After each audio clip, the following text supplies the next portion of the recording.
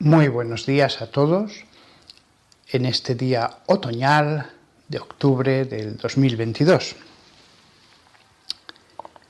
Me pidió, voy a decir su nombre, espero que no le importe, Isabel Infantes,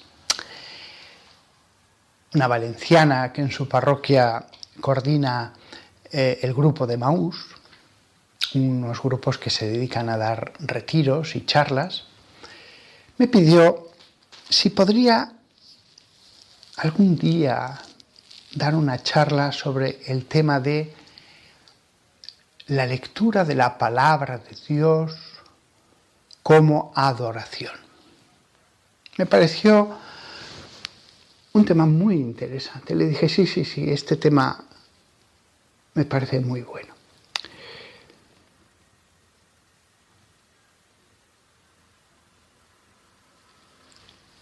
Voy a insistir tanto en la escucha de la palabra de Dios que no está de más para algunas personas recordar que no soy protestante. Mi fe es la católica. Yo escucho la palabra de Dios en la Iglesia. Escucho su palabra de acuerdo al magisterio de la Iglesia católica. He dedicado algunas charlas a ese tema, la escucha de la palabra en la Iglesia.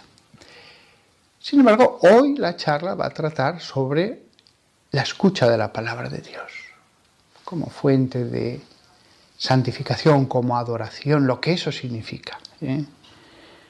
Espero que nadie se escandalice por insistir tanto en la Biblia. Bien.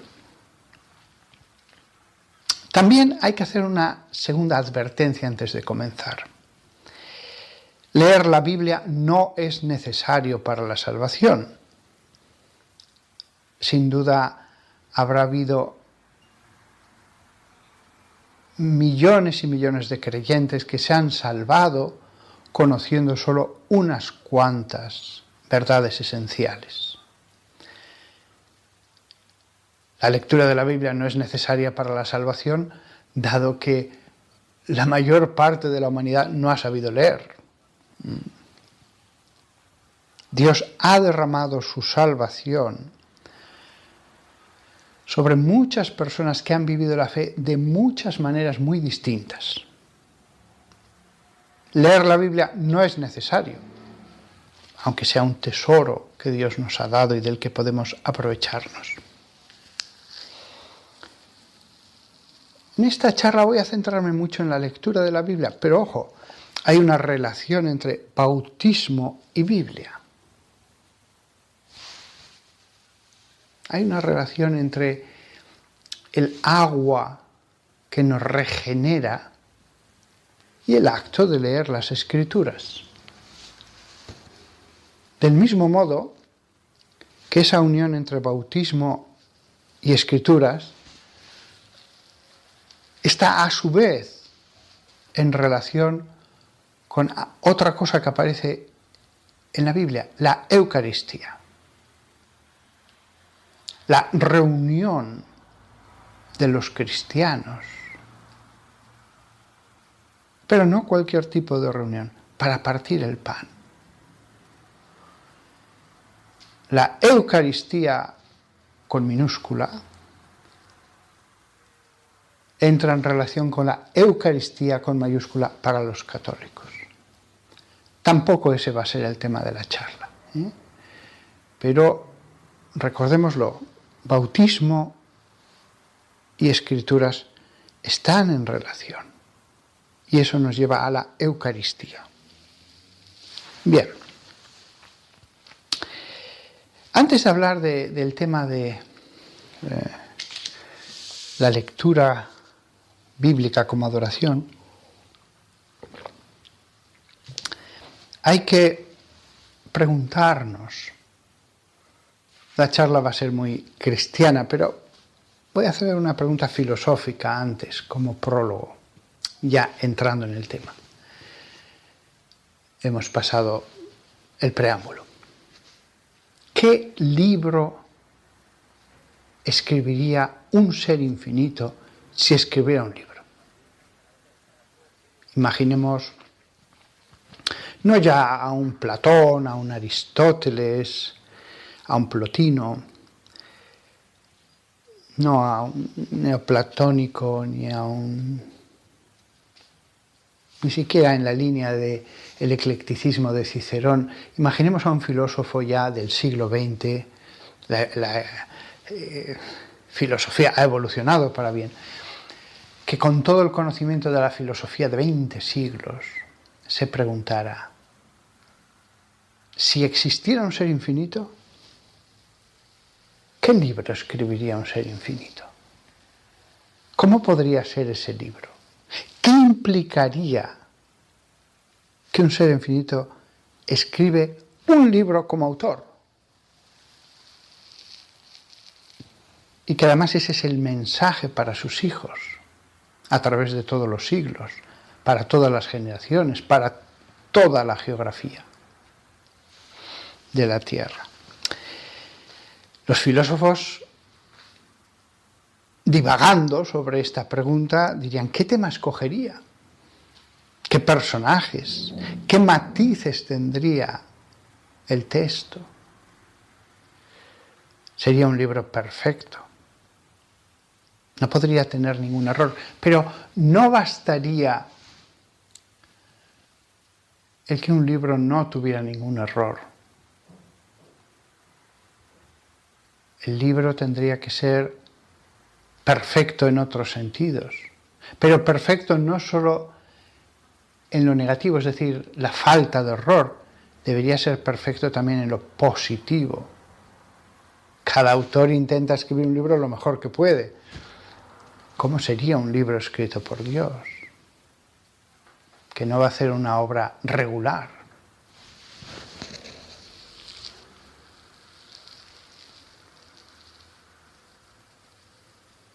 Y esto hablando de la inteligencia. El libro desbordaría inteligencia. Pero claro, Dios es también bondad. Luego el libro debe estar repleto de bondad, pero no cualquier bondad. La bondad de Dios es santa, que es un tipo de bondad.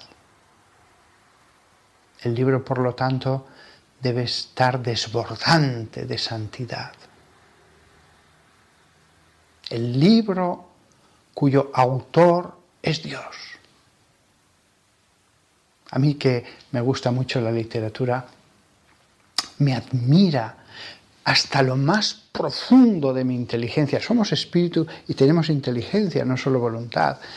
Hasta lo más profundo de mi inteligencia, ver la inteligencia que algunos autores han puesto en la gran obra de su vida.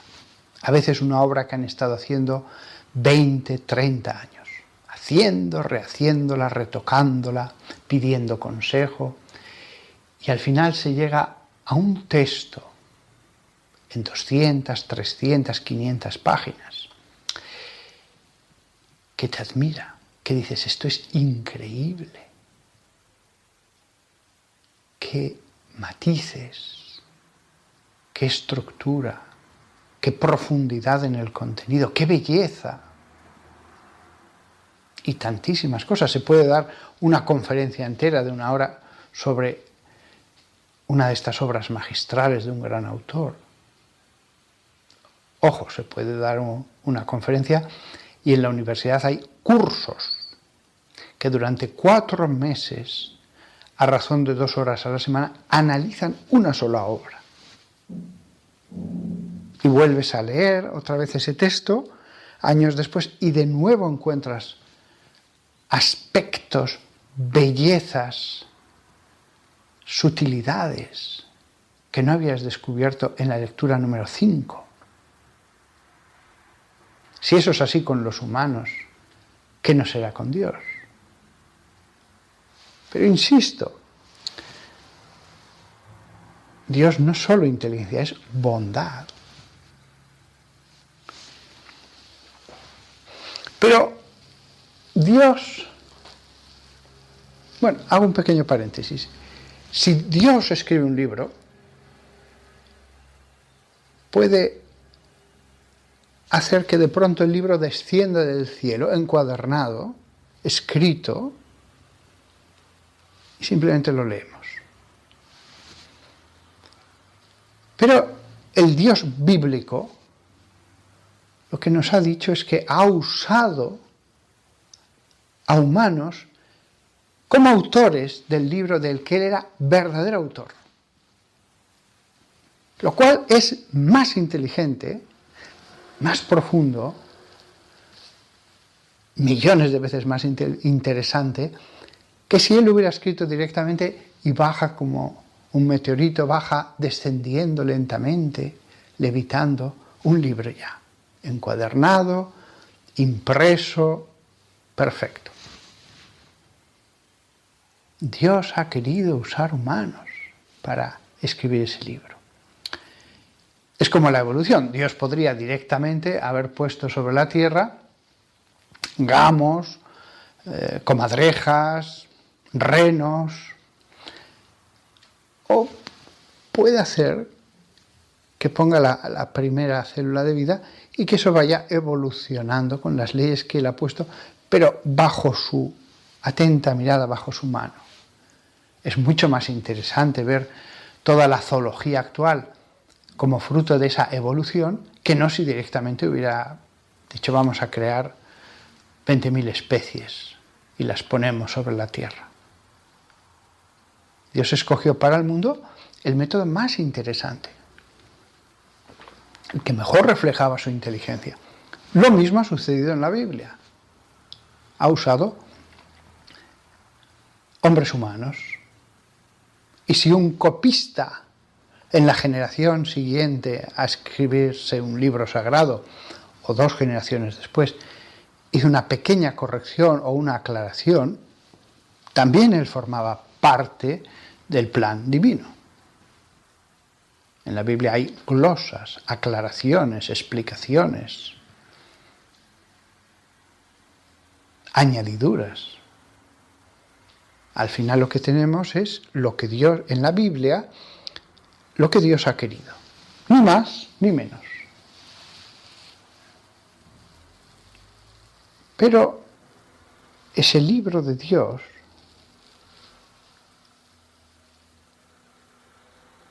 ya es impresionante el hecho de que Dios sea autor, pero ese libro de Dios tiene otro aspecto que lo vuelve ya no más interesante, sino a otro nivel. Y es que es acompañado de la gracia. La buena lectura de la Biblia viene acompañada de la gracia. La persona al leer, si lee bien, otra cosa es leer como un profesor de universidad que tiene que dar una clase y lee ese texto de un modo frío, sin fe, diseccionándolo, criticándolo. Bien, allí puede no acompañarle la gracia en ningún momento. Pero en la lectura adecuada, la lectura buena, es una palabra viva.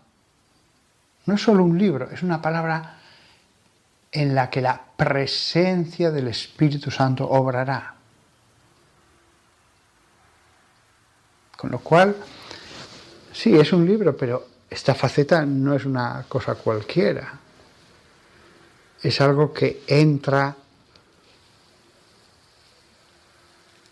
de modo esencial en lo que es la lectura de la palabra.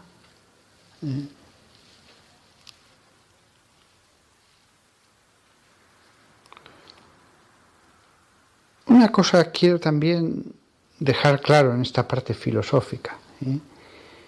Si Dios escribe un libro, ese libro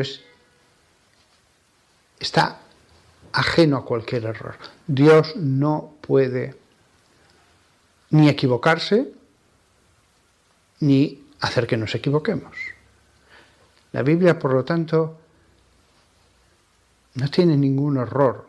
Si Dios ha escrito un libro, no puede tener ningún error. Del mismo modo que Dios no puede escribir un libro para llevarnos al mal, para llevarnos al pecado. El libro, procedente de un ser infinitamente bueno, nos lleva al bien, nos lleva a la verdad. No puede haber ningún error. Yo llevo leyendo la Biblia decenios, no he encontrado ningún error. He leído trabajos de otros que dicen, sí, aquí hay un error, aquí hay una contradicción. No, todas esas objeciones se resuelven con facilidad. Con facilidad. Pero esta charla no es respecto a eso.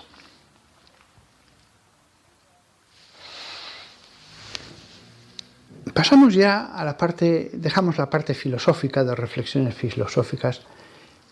El creador que crea un libro, y pasamos ya a la parte cristiana de lo que es la lectura de la Biblia. Ya que estos grupos de Emaús, para los que han suscitado esta charla, Jesús habló en el camino. La Biblia se transforma en camino. Jesús estaba en el camino, a Emaús, hablando a esos dos discípulos. La Biblia se transforma en el camino en el que está Jesús. Nos lleva a Jesús, pero ya estamos con Jesús en ese camino. Nos acompaña, nos explica las Escrituras. Jesús mismo es el camino. Pero evidentemente, si contemplamos la humanidad de Jesús, Dios hecho hombre, imaginémoslo sobre la losa en el sepulcro, es un cuerpo mudo. Las Escrituras, sin embargo, son la palabra. Nos dicen lo que tenemos que hacer. El andar como símbolo de obrar. El andar en la vida es a través de un camino. El camino nos lo marca la palabra de Dios. Como vemos, no es un libro meramente para cultivar la inteligencia. Hay una relación, antes he dicho entre bautismo y Escrituras, hay una relación entre palabra de Dios y obrar. Entre palabra de Dios como camino.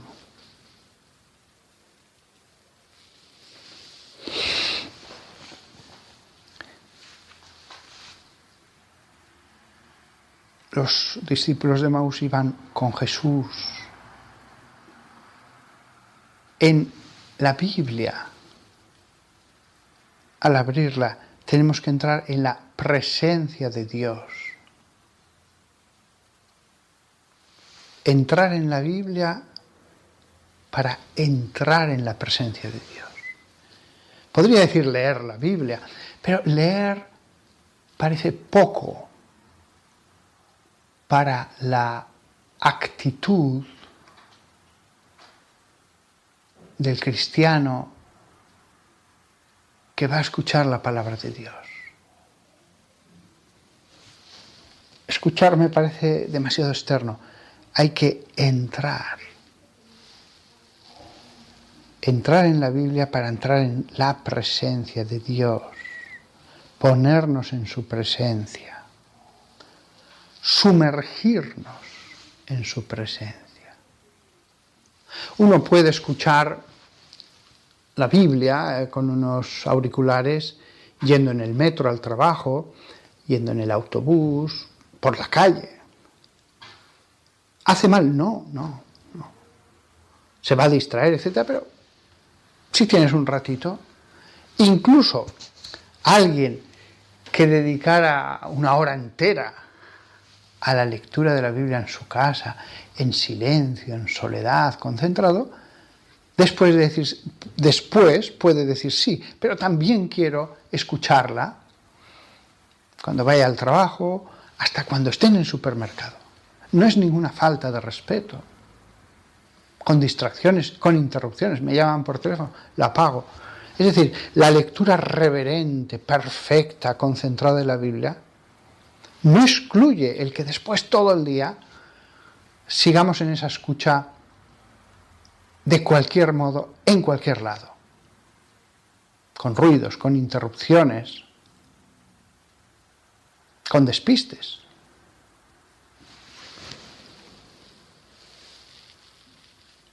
Pero es cierto que no es lo mismo esa lectura, esa escucha en cualquier lado, de cualquier manera, con el momento del día, o varios, pero bueno, ya con uno me conformaría, el momento del día en que uno apaga el teléfono, no hay ruidos, se encierra en su habitación, no estoy para nadie y me dedico a escuchar a Dios.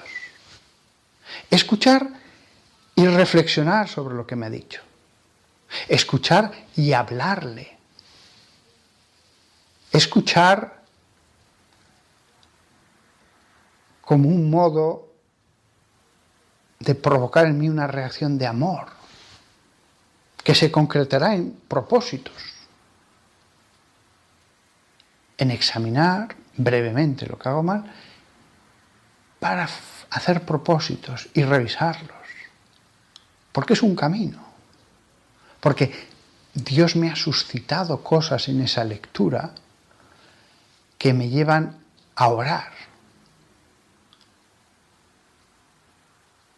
Esa lectura perfecta, tranquila, relajada, es el modo en que normalmente la Biblia actuará de un modo más intenso, vehemente.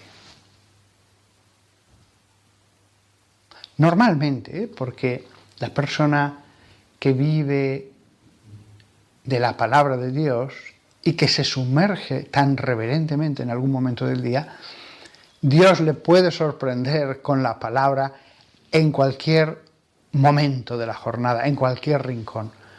Un versículo, una palabra que la recuerda y le llena de entusiasmo, de fervor, de amor de Dios. Porque Dios puede obrar en cualquier lugar.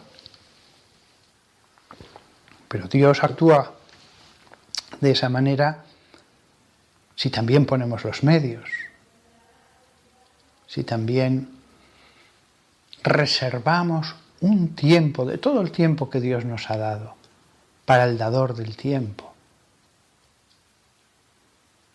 en su escucha, en su presencia. Leer es poco, hay que sumergirse, hay que acostumbrarse a apagar el teléfono. Hay gente que no lo puede apagar nunca. Puede haber una emergencia. Cuando yo apago el teléfono para sumergirme en Dios, que se hunda el mundo, no me importa. Yo ya me enteraré cuando salga de esta inmersión. Es que se puede morir un hijo mío, que se muera la mitad de mi familia, ya me enteraré al salir de la oración. Ahora no me interrumpáis.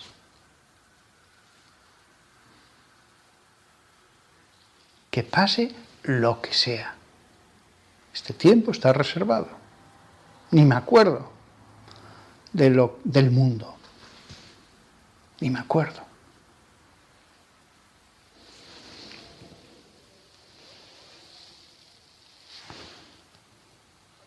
El bautismo es una inmersión. Se suele traducir como lavado, pero la palabra baptizein en realidad es sumergirse. ¿Por qué? Porque realmente es todo el ser el que se sumerge.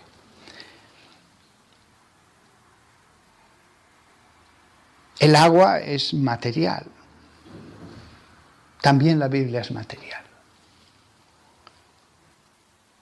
En el bautismo hay unas palabras materiales que dice el que bautiza.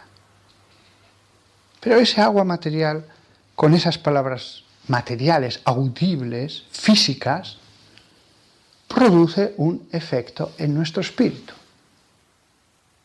El bautismo produce un efecto en nuestro espíritu, siendo el agua material, siendo las palabras materiales, en el sentido de audibles, vibraciones en el aire. Lo mismo pasa con la Biblia. Es material. Veo la página, se puede romper. Puede haber una parte mal impresa. Hay dos páginas unidas. Es material, pero produce un efecto espiritual. Decíamos, agua, palabra. Lo mismo va a suceder en la Biblia. Hay una cosa material y una palabra material, pero produce un efecto espiritual. A través del bautismo material, lo espiritual. A través de la Biblia, lo espiritual. Es lo espiritual lo que hay que buscar. No podemos ir a la Biblia diciendo, a ver qué aprendo. También los paganos aprenden. A ver qué tal me lo paso. No es una cuestión de inteligencia. Debemos buscar lo que es espíritu a través de ese libro tangible.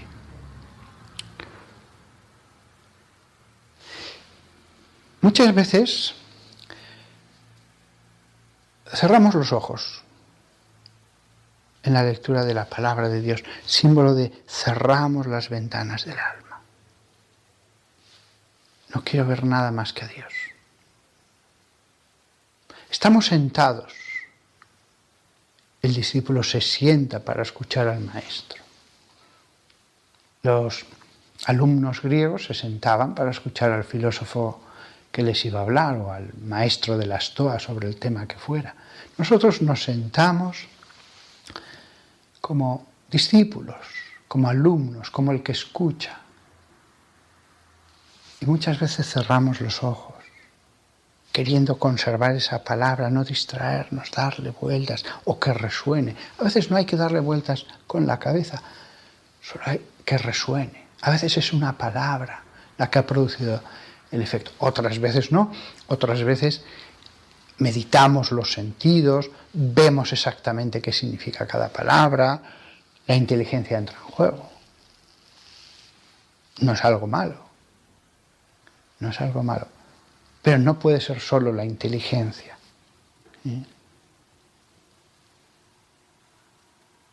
El libro es como el agua del bautismo, material, pero entramos ante la presencia de la Santísima Trinidad. Cada vez que escucho la palabra de Dios bien, ¿tengo esa actitud de entrar ante la presencia de la Santísima Trinidad? Muchas veces uno va directamente a leer. Puede ser bueno, puede ser no. Es bueno prepararse. Sacrificar un poquito de tiempo de lectura para prepararse. Después, cuando salga a la calle y siga dándole vueltas a un versículo, repitiendo una palabra de la Biblia, lo que sea, es que no me quiero separar. No me quiero separar. Quiero seguir agarrando el borde del manto del Señor. Pero ese momento de intimidad, de paz, tiene que ser lo más perfecto posible. Para que sea profundo y no superficial. Estamos ante la Trinidad. ¿Y qué nos cuenta la Santísima Trinidad? Pues nos cuenta una historia de pastores, nos cuenta una batalla contra los filisteos, nos recita unos cuantos proverbios antiguos, libro de Proverbios, una profecía contra el rey de Tiro, otra contra el de Sidón. Ahora escuchamos la teología que nos expresa el apóstol Santiago, o le escuchamos a Pedro, o a Judas, Tadeo. Nos sentamos Y estamos a lo que nos cuente, lo que sea. Háblame, producirá su efecto.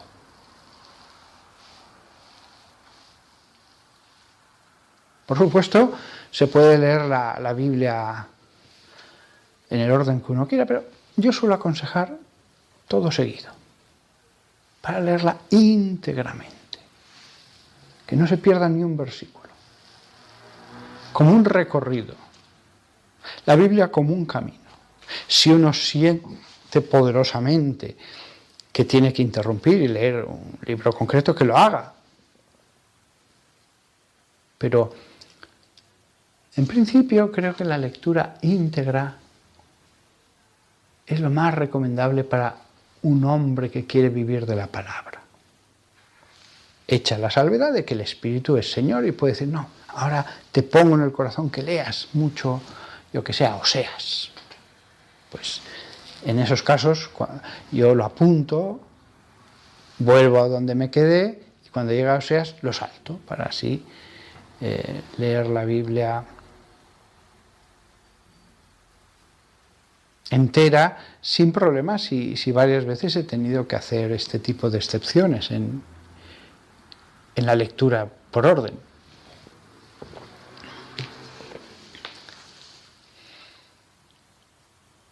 Escuchar lo que sea producirá su efecto. En esas páginas encontraremos profundidades acerca de la Trinidad o acerca de la misa en el atravesar del Jordán por el pueblo hebreo o en la descripción del templo que hace Ezequiel. Es decir, es una lectura que me va a contar cosas sobre Dios, a veces muy profundas acerca de su esencia o de su voluntad o de su ser más íntimo, a veces sobre mi vida, a veces sobre la sociedad, sobre la historia, a través de lo que sea. Yo simplemente estoy siguiendo las páginas. Y a veces los textos más simples, que se nos habla de cómo esquilaban las ovejas, Isaac o Jacob, los textos más simples de una rencilla entre dos esposas de uno de los patriarcas, nos puede llevar a las profundidades más grandes acerca de la divinidad, como si estuviéramos leyendo a San Pablo, o las profundidades de las cartas de San Juan. A veces los textos se iluminan, a veces no. A veces leemos, no viene nada a nuestra alma, no nos dice nada, nos estamos aburriendo, no pasa nada. Tú pon los medios, tú escucha reverentemente, tú trata de entrar a la presencia. Después que te sientes lleno de fervor y de amor fantástico, que sales de allí aburrido, seco, lo que Dios quiera. Yo solo tengo que esforzarme, poner los medios, entrar a su presencia, seguir el camino de Maús con Jesús al lado. Que arde mi corazón, fantástico. Que no arde, yo estoy en el camino, junto a Él.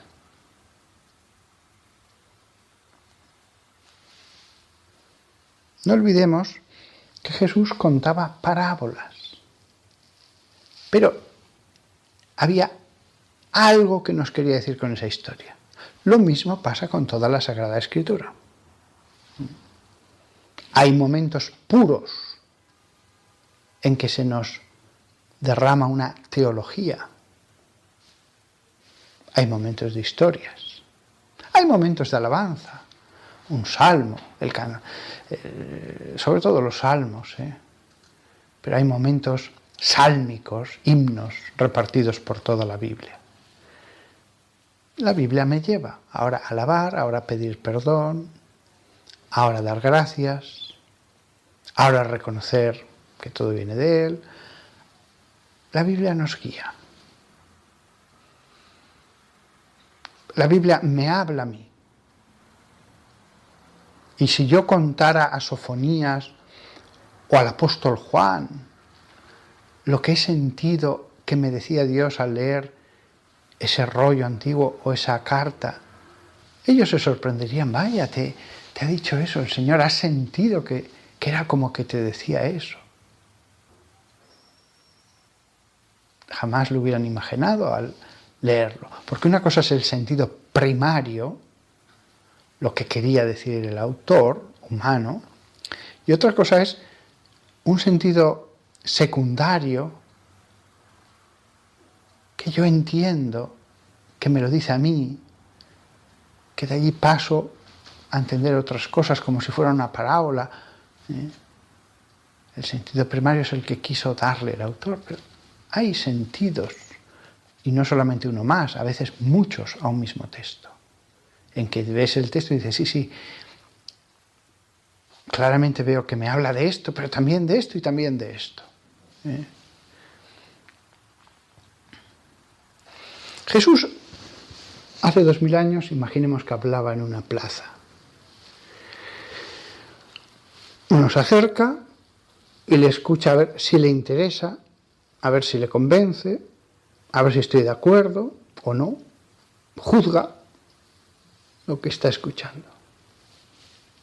Otro Galileo, en esa misma época, en esa misma plaza, piensa, no, este es el Dios de Abraham, Isaac y Jacob, que se ha encarnado, que me va a hablar, y le adora mientras le escucha. Si os fijáis, estos dos extremos, los dos escuchan, y sin embargo, es una escucha totalmente distinta. Los dos escuchan,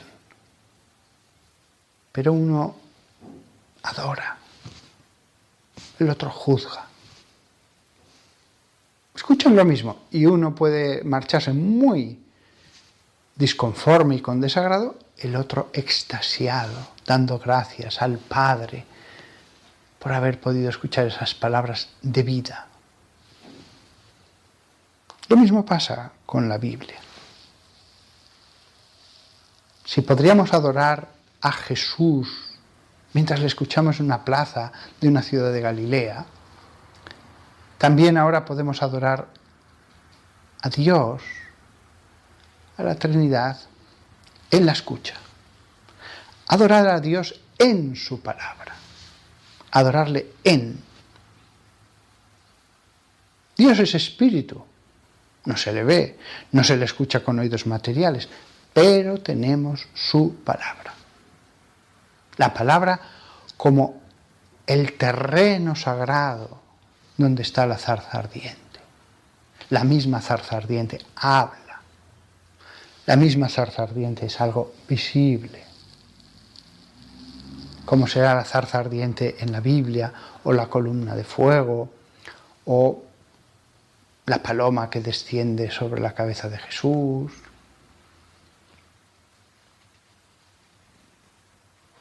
A Dios no le vemos visiblemente, ni le escuchamos materialmente, pero tenemos la palabra de Dios.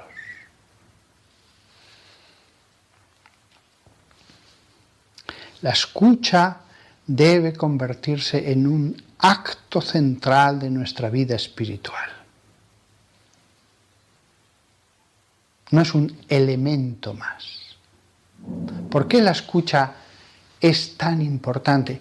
Porque muchos cristianos, cuando van a la oración, van a pedir, pedir, pedir, pedir. Cuando tienen por fin un momento de oración es pedir. Y muchas veces es un yo. Y se les va todo el tiempo, por largo que sea, en insistir en su petición, el yo. Hay modos de pedir que son un reconocimiento de la grandeza de Dios y modos de pedir que son darle vueltas al yo. No digo yo que en algunos momentos uno se sienta muy movido a pedir y largamente, pero normalmente la oración no puede ser solo oración de petición. Debe ser adoración, alabanza, acción de gracias, reflexión sobre lo que es Dios. No es solo petición, ni siquiera petición de perdón. Hay personas que la oración es pedir perdón, pedir perdón, pedir perdón, yo soy un desastre. Bueno, vale. Deja de estar en ti mismo, entra en la presencia de Él, contémplale. La palabra ayuda.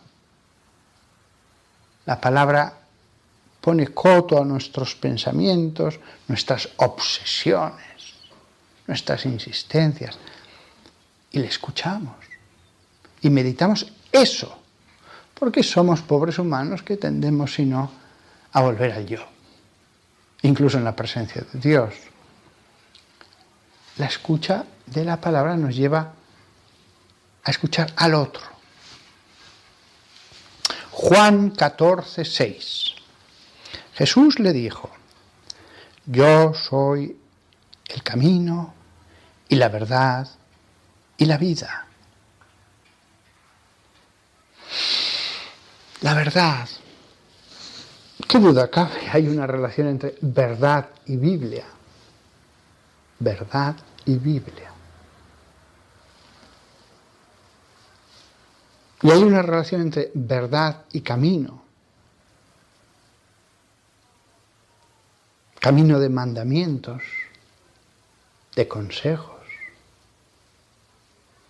Hay una relación entre ese camino de mandamientos y consejos y la vida espiritual. Conocer ese camino, aceptarlo, tratar de entenderlo. La palabra nos lleva a recorrer ese camino. Camino, vida espiritual. Pero hay que estar convencidos de la relación entre verdad y Biblia. La fe de que la Biblia es perfecta, de que no tiene ningún error, ni histórico, ni de ningún otro tipo. Todo es verdad. Todo es verdad. Verdad que se convierte en camino. Jesús dijo: yo soy el camino y la verdad y la vida. La verdad está en la Biblia. Las palabras de Jesús están en la Biblia. Lo que realmente escuchamos es la Biblia. Directamente en el Nuevo Testamento, indirectamente en la teología del Nuevo Testamento, directamente en el Evangelio, quería decir, directamente se le escucha en el Evangelio, indirectamente en la teología del Nuevo Testamento, pero también indirectamente en el Antiguo Testamento. Jesús dijo: buscadme en las Escrituras. Jesús nos habla en cada libro de las Escrituras. Jesús hablaba en parábolas en el Evangelio, pero ¿acaso todo el Antiguo Testamento no se transforma en una parábola llena de parábolas? Sucedieron históricamente, pero todo tiene una enseñanza. Hasta el detalle más pequeño de Ruth o el detalle más pequeño de Tobías.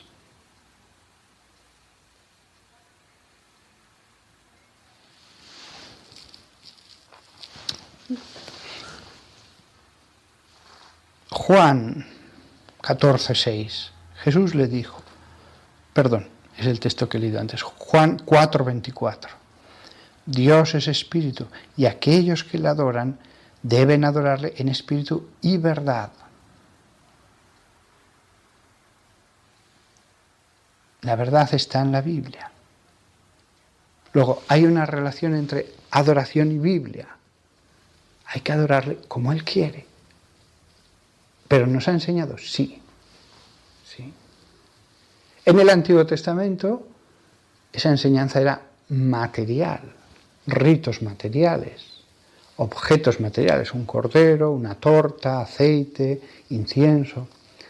En el Nuevo Testamento, la adoración es espiritual.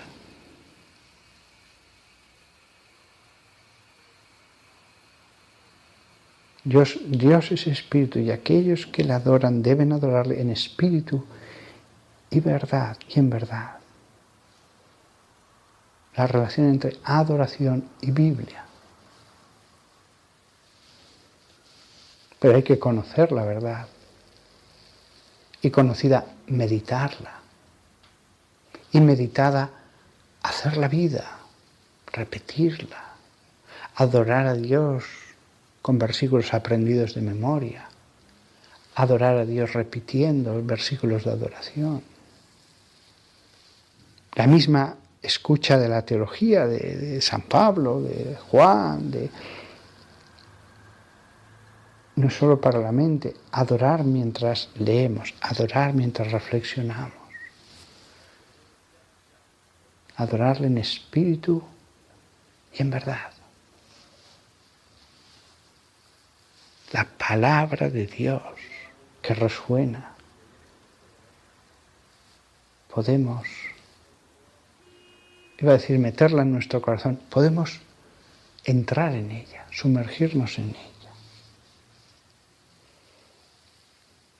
Tenemos que ser enseñados a adorar porque hay una alabanza y adoración legítima. Y hay alabanzas a Dios impurificadas. No solamente impurificadas por el propio pecado. Hay pecado que no impurifica la alabanza y hay pecado que sí que la impurifica. Porque hay pecado que no entra en la esencia de la alabanza y hay otros que sí, que afectan a la esencia de la alabanza, a su núcleo, a su corazón. Pero no solamente el pecado.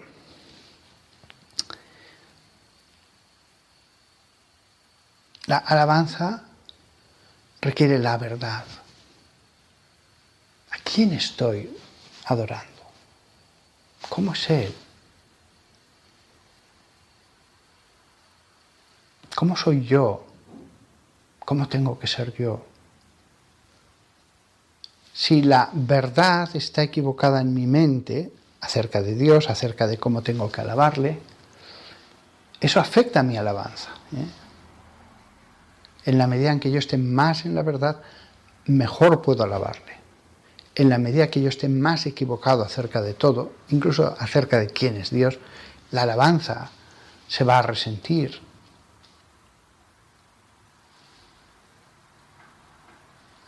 Alabanza legítima.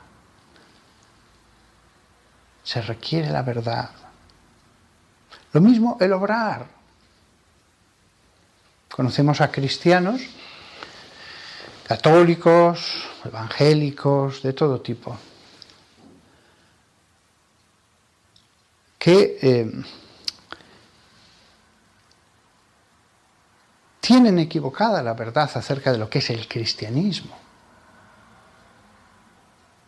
Y eso, evidentemente, pues repercute en todo, en su petición de perdón, en su alabanza, en el modo en que pueden gozar del Señor aquí en la tierra y de su presencia. El obrar requiere verdad. Cuando algunos dicen, no, yo también soy cristiano, pero después hablas con ellos y su verdad contiene muchos errores. Y a veces errores que realmente afectan a todo el ser cristiano. Hay errores pequeños. Y estoy seguro de que hay católicos que están muy equivocados en algunas cosas, pero adoran a Dios bien. Y lo mismo hay errores en anglicanos, en luteranos, en todas las confesiones, pero le adoran a Dios, son adoradores de Dios y Dios está contento con ellos. Los errores no han afectado a lo más esencial del ser cristiano. Pero hay otro tipo de cristianos que sí, que creen ser cristianos, pero realmente no son adoradores, no se han preocupado de la verdad y han hecho crecer en su alma zarzas, vegetales, que no son beneficiosos sino nocivos.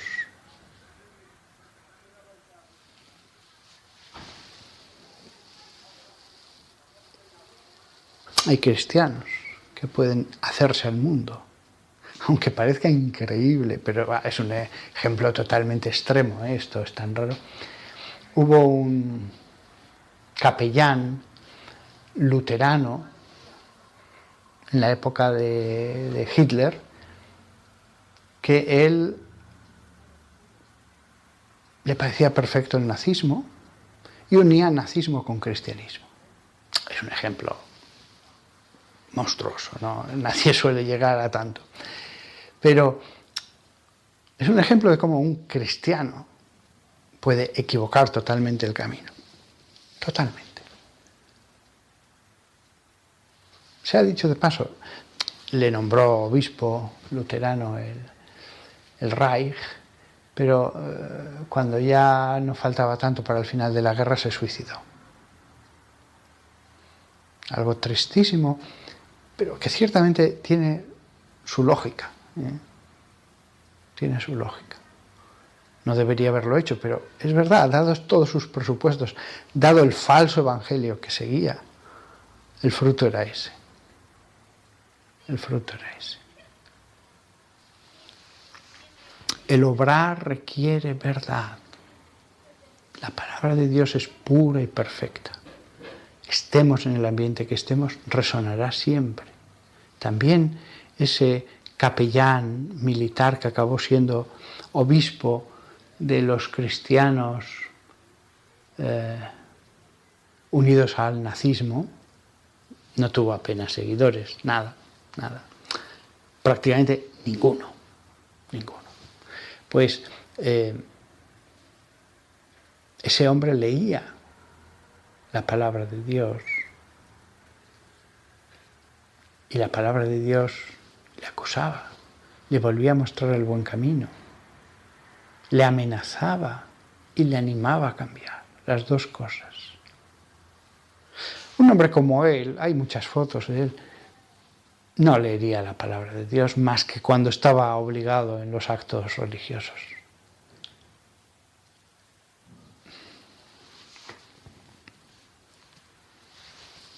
Tenemos que conocer lo que Dios ha revelado acerca de sí mismo en la Escritura. Tenemos que conocer lo que Dios ha revelado acerca de nosotros en la Escritura. Lo que ha revelado acerca de mí y para mí. Dios me va a hablar a mí. Habla a la comunidad cuando lo leemos comunitariamente, los hermanos juntos. Habla a la comunidad.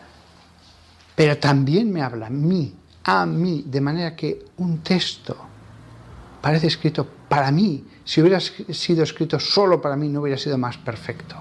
No hubiera ido tanto como un dardo a la diana, como lo ha hecho el ir a la diana, a pesar de estar escrito hace 3.000 años, 2.000 años. Lo que Dios ha revelado para mí. La lectura de la Biblia es una comunicación con el Todopoderoso. No es solo silencio como en el budismo, aunque es bueno hacer silencio en la mente, preocupaciones, cosas que nos vienen a la imaginación, hacer silencio, relajarse antes de leer la palabra. Es bueno, pero la comunicación con el Altísimo no es el silencio del budismo. Insisto, ese silencio, ese dejar la mente en blanco, es bueno para prepararse antes de la comunicación. Tampoco la Biblia es un libro de autoayuda. En los libros de autoayuda, la voluntad, yo, no es eso la Biblia. aunque también requerirá de mi esfuerzo, por tanto de mi voluntad, por tanto también una parte del yo implicada en esa escucha. No podemos esperar, yo leo, ya se encarga Dios de todo. Hay una parte de esfuerzo, de lucha.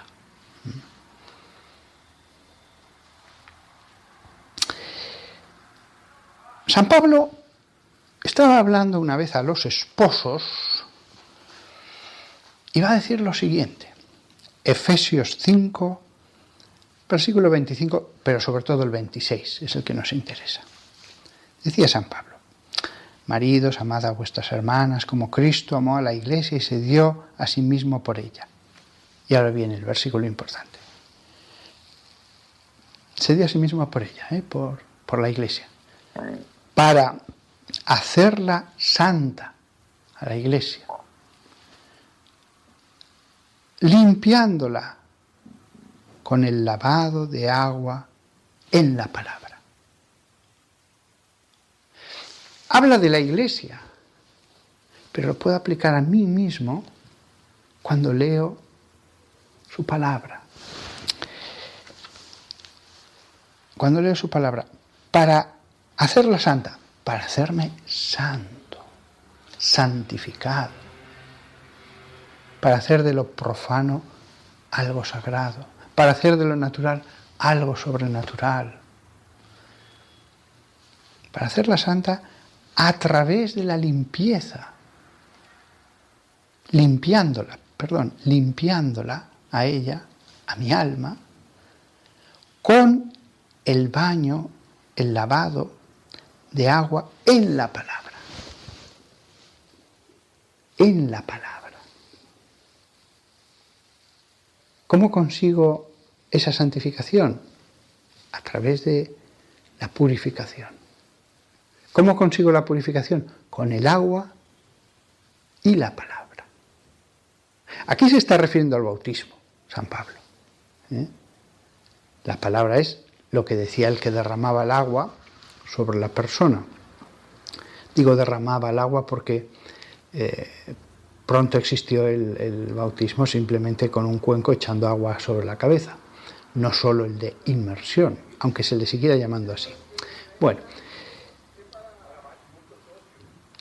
el agua, símbolo del agua viva, de la gracia, el agua es lo que hace crecer, de él brotarán torrentes de agua viva, le dijo Jesús a la samaritana, la gracia, el agua que riega un campo, que lo hace crecer, ponerse verde, los frutos. El agua pasa a ser símbolo de la gracia, el agua material pasa a ser símbolo del agua espiritual que llega al huerto de nuestra alma.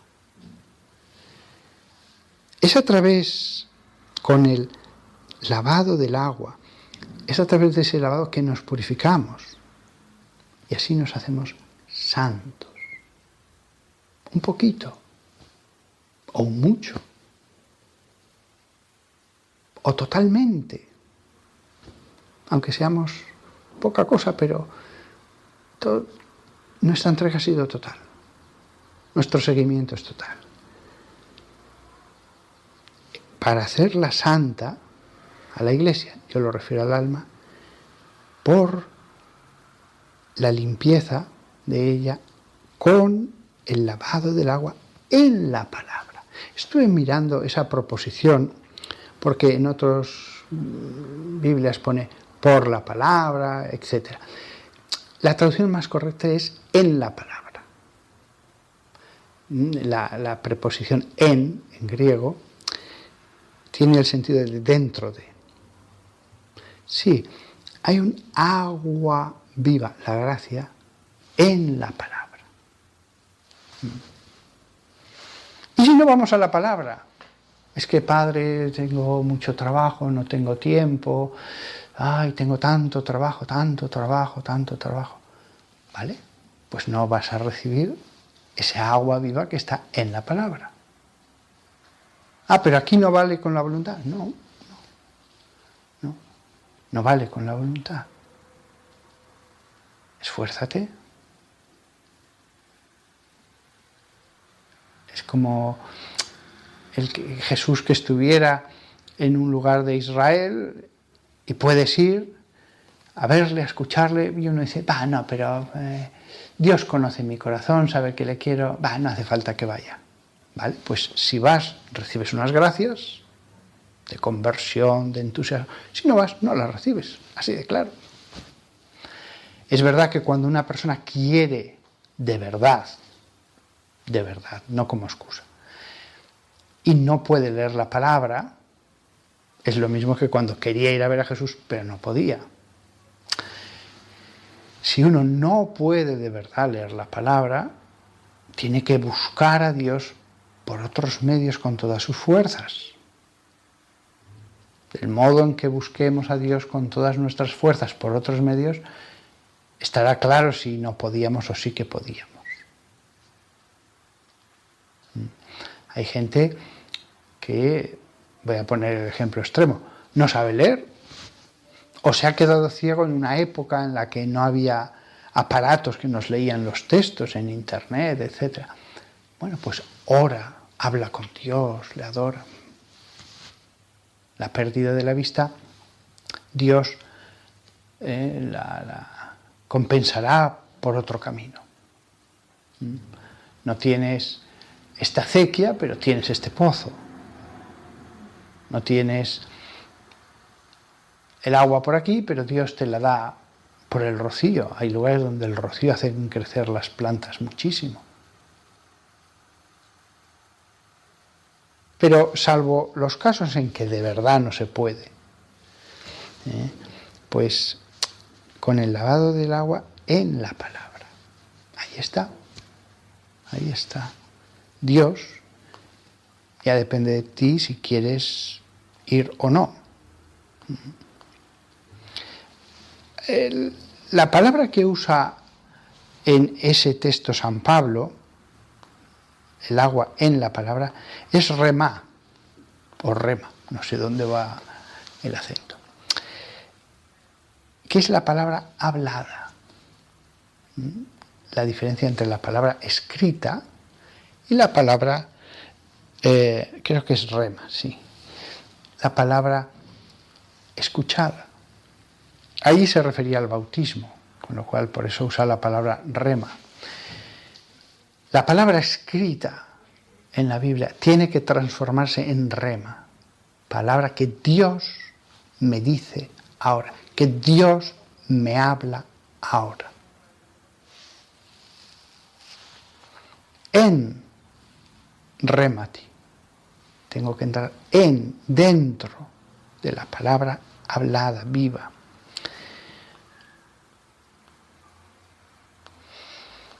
He llegado al final de la charla. No tenía más cosas escritas. ¿Qué puedo decir como epílogo? No lo tenía escrito el epílogo, me he dado cuenta ahora. Después de toda esta charla, todo esto que he dicho no excluye la adoración comunitaria, el encuentro comunitario, no excluye la iglesia, no excluye el magisterio.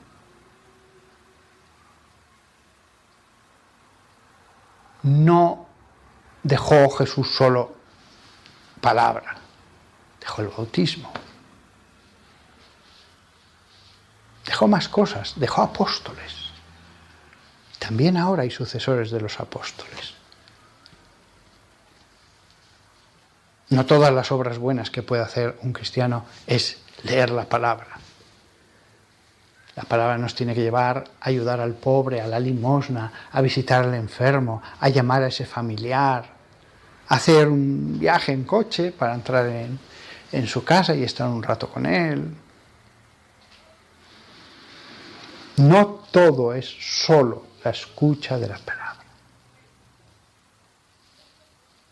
Pero la escucha de la voz de Dios tiene que convertirse en un acto central de la vida como cristianos.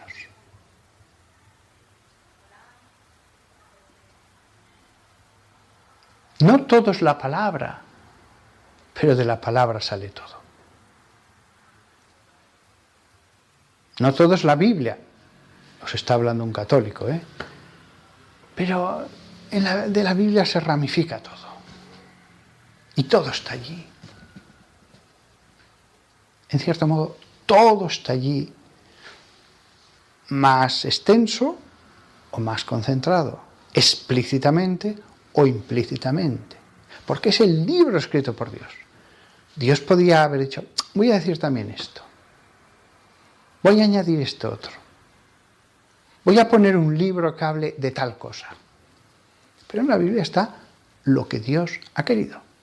Si un ser infinito escribe un libro, no le falta ni una página, ni le sobra una página. Tiene desde la página 1 hasta la página 1500.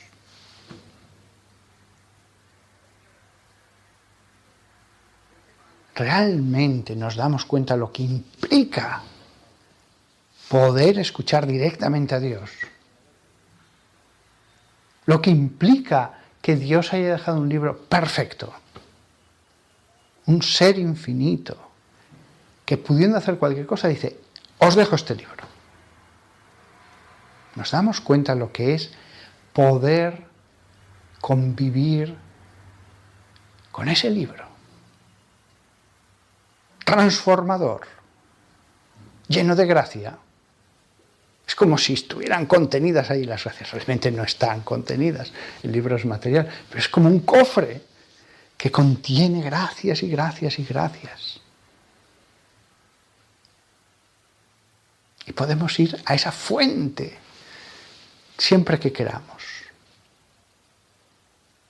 La Biblia como fuente y beber con adoración.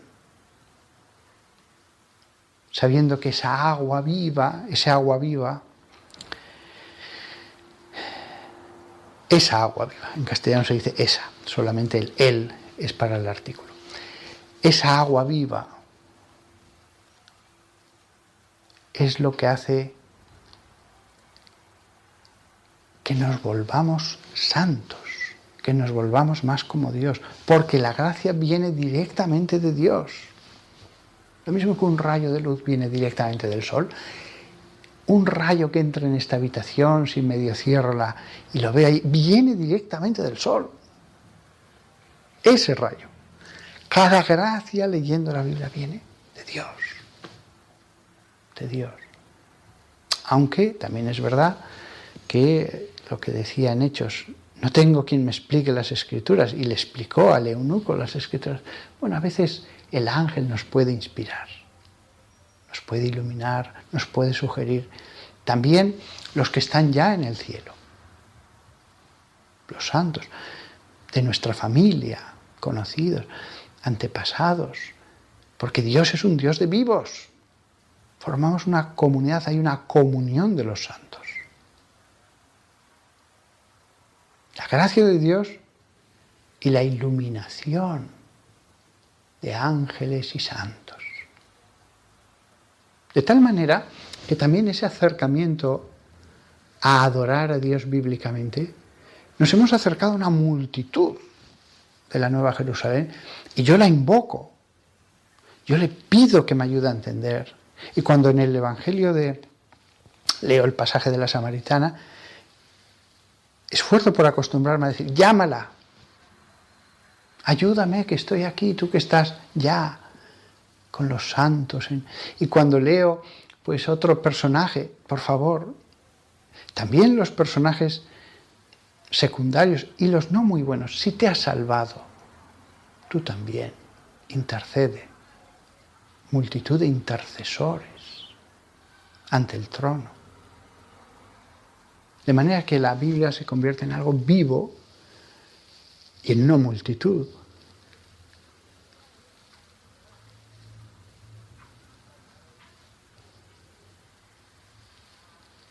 Los hombres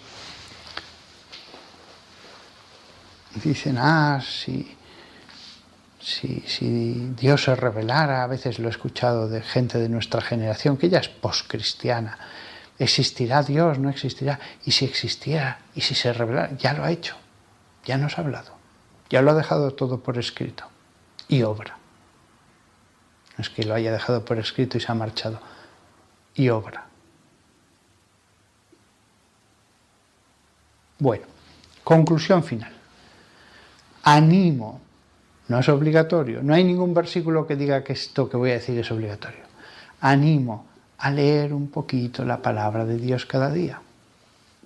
Animo a que vuestra adoración use cada vez más palabras de la Biblia. A que lo escuchéis a Dios de otro modo en las reuniones, sea en la misa católica, sea en los cultos los que me estéis escuchando evangélicos. A repetir versículos o palabras sueltas que os toquen el corazón toda la jornada. A inscribir esas palabras de memoria en la mente para que así las podáis usar. Entonces, la palabra de Dios se hará vida en vosotros. Viviréis en la palabra, de la palabra, que os iluminará y os dará fuerzas, etc. ¿Dónde vive usted? En España. ¿Y usted en Colombia? ¿En México? Estos cristianos de este talante que he dicho, de este peso, de esta densidad, podrían decir, vivo en la Biblia, vivo en la palabra de Dios. Vivo más allí que no en España o en Francia o en Italia. Mi mente está allí, mi corazón. Os decía antes, cuando leemos la palabra hay que cuidar de que no nos distraigamos con las cosas del día, nuestras preocupaciones. Cuando uno vive así, es al revés. La Biblia invade todo el día, todas las ocupaciones, incluso en el trabajo, nuestro corazón sigue dando vueltas a las líneas sagradas. Es justo al revés, no es que el mundo entre en nuestro tiempo de estar con Dios, sino que la Biblia invade el mundo de nuestro día, de nuestro descanso. Incluso cuando descanse sigo adorando. Y la lectura de la palabra de Dios se transforma en un descanso también. Nada más. Adorad a Dios leyendo bien. Se puede leer mal. Adorad a Dios, porque la lectura de la Biblia no es una cuestión esencialmente de inteligencia. Hasta el más sencillo de los hombres, que poco entienda, pero que lea con sencillez, humildad y bondad, recibirá esa agua. Y un hombre poco inteligente y poco formado y de pocas letras podrá penetrar una enseñanza de Jesús o de San Pablo o de Jeremías 1000 veces mejor que un profesor de universidad que enseña a veces Sagrada Escritura. 1000 veces mejor. Y no hace falta leer mucho, sino bien. No es una cuestión de mucho. La he leído toda la Biblia 15 veces. Esas cosas nunca me han impactado demasiado. Al revés, ve lento, despacio.